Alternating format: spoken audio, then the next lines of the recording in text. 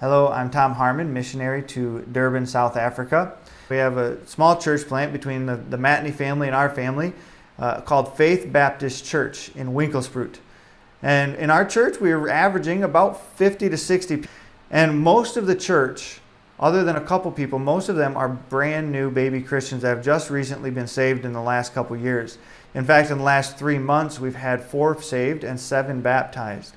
And it's been a joy to see all of these new believers.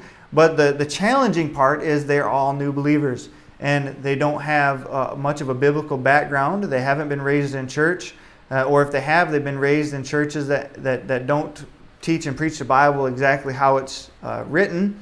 And so we've been working really hard, my wife and I, to do some biblical counseling, some biblical training with the church so that they know who God is and that they can read and study the Bible on their own. We've been doing actual Bible studies with the church, different church groups, to actually teach them how to study the Bible. We call that biblical hermeneutics, just how to study the Bible so that they can study it on their own. And so we've been spending lots of time answering questions from some of these young believers and different things. And it's been a joy as one of the men that I've been working with was able to actually take what I've been teaching him and share it with his girlfriend, who then became saved and came to start coming to church and got baptized. And so it's been a joy to see not only these new believers growing in their knowledge of Christ, but actually then taking this new knowledge and sharing it with some of the people around them. My wife and I, between the two of us, we do 4 days of biblical counseling, and these are some of the longest, hardest days we have. They're very tiring. It's very emotional. We hear some of the hardest stories come from these families and seeing the difficulties they go through, but the joy of walking them through the Bible so that they can find Christ and find comfort in that. And so that's our main focus, obviously, is sharing the gospel and building the church, but part of that, a big part of that, is discipleship, biblical counseling, and teaching them to study the Bible on their own and then share their faith with their friends. Right now, we work with also the teen Bible study that we do on Thursdays, and we started off with about 13 kids.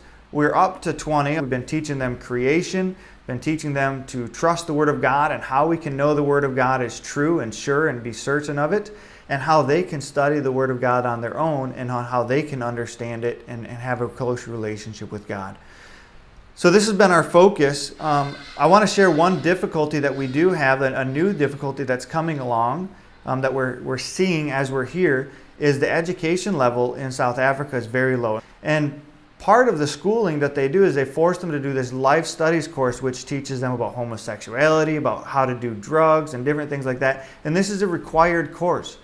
And another issue that we found is that they don't have access to Christian schools. And so some of the students have been wanting to switch to homeschooling, but there's a new bill, legal bill coming across that's called the Bella Bill, which is making it virtually impossible for students to go the homeschooling route.